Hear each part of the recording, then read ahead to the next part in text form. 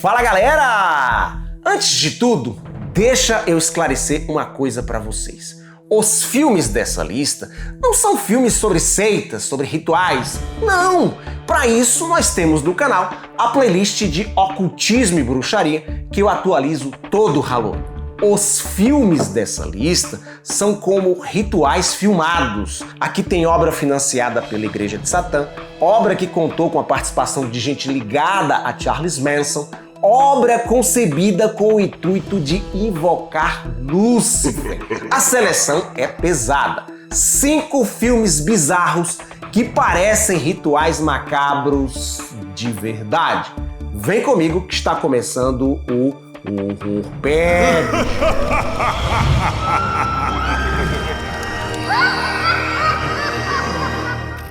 Todos os filmes dessa lista foram realizados nos anos 1970, período em que o mundo vivia uma ressaca cultural pesada.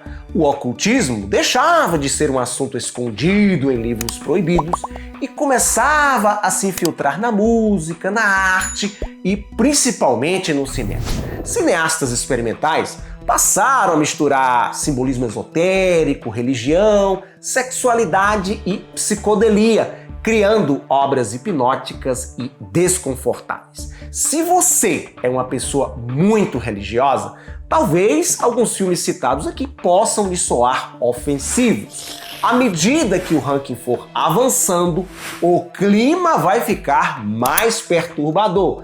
Então, assista por sua conta e risco, ok? Inaugurando a lista na 5ª posição, Malatesta's Carnival of Blood, de 1973, longa-metragem obscuro, realizado com troco de pão, filmado em um decadente parque de diversões da Pensilvânia, nos Estados Unidos. Depois do seu lançamento, o filme praticamente desapareceu por décadas, até uma cópia reaparecer em 2016. Malatestas nunca teve grande circulação comercial, mas ganhou o status cult entre os fãs de horror por entregar um misto de cinema experimental e teatro underground.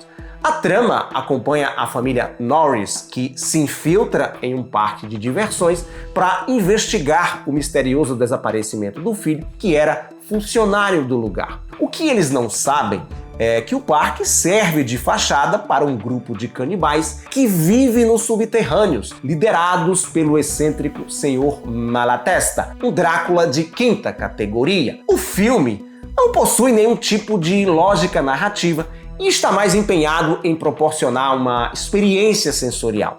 As atuações são vergonhosas e a maquiagem deplorável. Os cenários improvisados foram feitos com sucata, plástico bolha, alumínio e objetos descartados, criando uma estética artesanal inquietante. As polêmicas em torno do filme nasceram justamente dessa atmosfera surreal. Quando o longa-metragem desapareceu, começaram a circular rumores de que algumas sequências tinham energia ritualística real e que o diretor, Christopher Spitt, frequentava a Igreja de Satã, fundada por Anton LaVey. Nas minhas pesquisas, encontrei até site afirmando que LaVey chegou a financiar o projeto.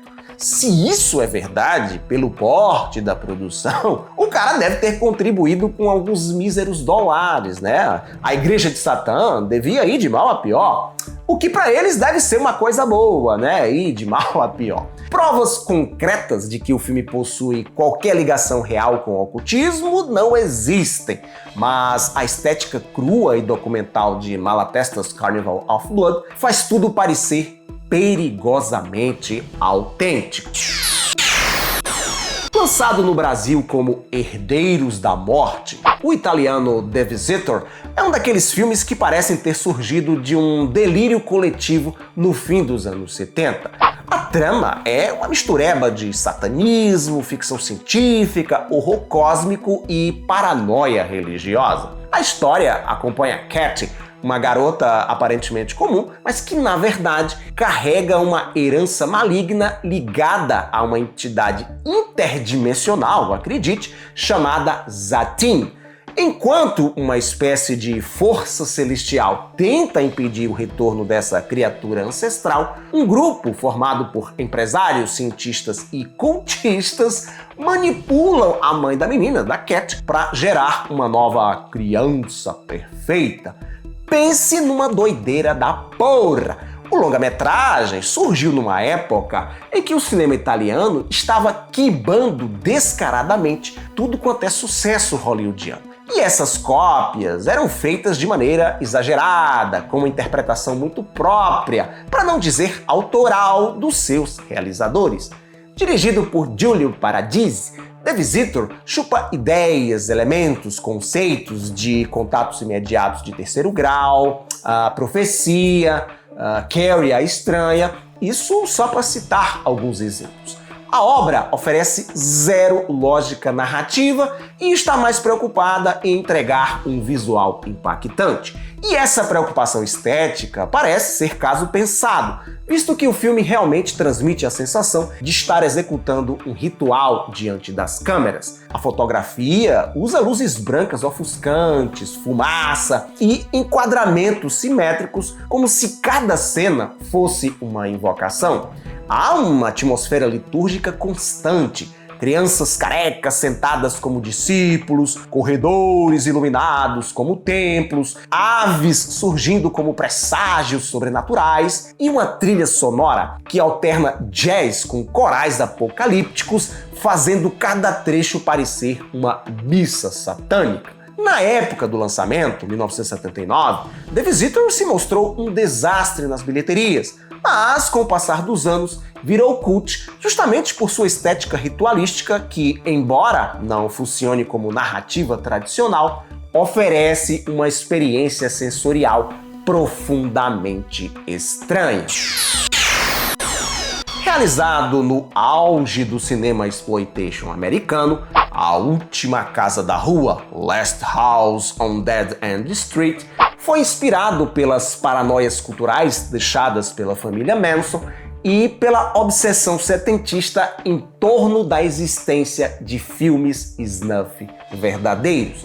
Já comentei sobre isso aqui no canal, num episódio do Horror.doc. Vou deixar um link no card para você, depois que esse vídeo aqui acabar, dar uma conferida. Lançado nos cinemas em 1977 e depois relançado em 1979, o filme se tornou um mito underground porque ninguém sabia quem realmente o havia feito. Todos os nomes nos créditos eram pseudônimos, e isso acabou gerando rumores de que as mortes poderiam ser reais. A trama acompanha Terry Hawkins, um ex-presidiário metido a cineasta, decidido a fazer um verdadeiro filme snuff. Convencido de que o público moderno anseia por conteúdo mais extremo, ele recruta um grupo de mulheres e homens, alguns deles cineastas amadores, dispostos a ajudá-lo em seu projeto macabro. Após escolher uma universidade abandonada como cenário, o cara passa a sequestrar pessoas e registra as torturas como se fosse um espetáculo. Os assassinos usam máscaras bizarras e conduzem as vítimas como se participassem de uma cerimônia profana. As polêmicas em torno do filme vieram justamente dessa aparência quase ritualística e autêntica da violência. Durante décadas, cópias VHS de péssima qualidade circularam entre os pirateiros, alimentando a lenda de que o longa-metragem era um verdadeiro snuff perdido, o registro de uma seita satânica capturado clandestinamente. Entretanto, no ano 2000, o cineasta Roger Watkins se apresentou publicamente e confirmou ser o diretor, roteirista e ator principal de Last House on Dead End Street. Numa entrevista, ele colocou abaixo os rumores sobre sua obra ser um snuff real, porém disse que sim, se inspirou em grimórios medievais para criar as cenas de morte, que na época estava viciado em anfetaminas e acreditava ser capaz de invocar demônios a partir do seu filme. As cenas inspiradas no Liber Juratis, um dos textos mais antigos do ocultismo medieval, estavam presentes na versão de 3 horas de duração de A Última Casa da Rua, mas foram eliminadas no corte final, exibido nos cinemas em 1977, e os negativos jogados no lixo. O que torna tudo perturbador é a maneira tosca como a obra foi feita. A câmera trêmula, o áudio abafado e a iluminação precária criam a sensação de que estamos mesmo assistindo um culto secreto filmando sacrifícios humanos. Para piorar, há ainda a inclusão de imagens reais de animais mortos, o que aumenta a sensação de autenticidade mórbida. No segundo lugar, o cultuado A Montanha Sagrada, The Holy Mountain, longa-metragem que eu já comentei aqui no canal, no quadro dos filmes mais perturbadores do planeta. A trama acompanha um homem conhecido apenas como o Ladrão, uma figura messiânica que vaga por um mundo decadente e grotesco, repleto de violência, simbolismo religioso e sátiras ao capitalismo. Após atravessar cidades dominadas por militares, falsos profetas e mercados que comercializam imagens de Cristo em escala industrial, o tal ladrão encontra um misterioso alquimista que lhe encaminha a 7 poderosos representantes dos planetas do Sistema Solar em uma jornada espiritual rumo à Montanha Sagrada do Título, onde supostamente vivem seres imortais que controlam o universo. Quem dirigiu essa maluquice foi o Alejandro Jodorowsky, um sujeito que dizia ser mago. Ao longo da vida, o cineasta passou por práticas espirituais intensas ligadas ao zen budismo, ao tarô e outros ensinamentos religiosos e esotéricos. E é por isso que seu filme, visualmente falando, parece menos uma produção cinematográfica e mais um ritual proibido. Cada cena é construída como uma cerimônia simbólica. Sapos vestidos como conquistadores espanhóis encenam guerras coloniais, cadáveres aparecem transformados em esculturas religiosas, corpos nus são pintados como entidades místicas. A fotografia saturada, os enquadramentos simétricos e a ausência de explicações convencionais, Jodô não está nem um pouco preocupado com isso, fazem o espectador sentir que está participando de uma iniciação secreta e não apenas assistindo a um filme. Não é à toa que muitos estudiosos de ocultismo descrevem a Montanha Sagrada como um cinema iniciático, justamente porque o diretor pretendia, ele imaginava que seria capaz, de alterar o estado de consciência do público através de imagens, quase como se o próprio ato de assistir ao seu longa-metragem fosse uma experiência transcendental. O resultado é uma das obras mais radicais e espiritualmente perturbadoras da história do cinema experimental. Raramente eu cito curtas-metragens aqui no canal, e quando eu faço isso é porque eles valem muito a pena. Lucifer Rising, de apenas 30 minutos, dirigido por Kenneth Anger em 1972, é um desses casos.